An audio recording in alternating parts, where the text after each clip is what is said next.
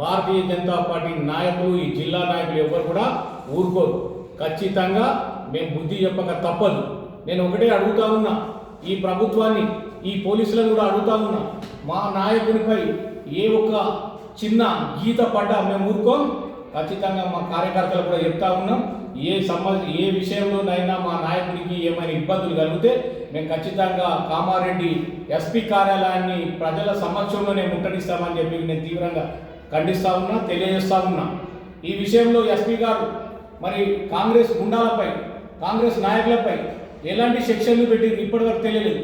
మరి మా కార్యకర్తలు, మా నాయకులను తీసుకుపోయి స్టేషన్లో పెట్టి వాళ్ళని రిమాండ్ చేసి మరి ఏం తప్పు చేసిండ్రని చెప్పి మరి ఎవరికి తెలియకుండా 200 మంది పోలీసులు ఉన్నా వారిని దాటి వేస్తూ కాంగ్రెస్ నాయకులు వచ్చి కారుతో గుద్ది మరి మా నాయకులపై, కార్యకర్తలపై, ఎమ్మెల్యే కార్యాలయంపై దాడి చేస్తుంటే మేము ఊరుకోం.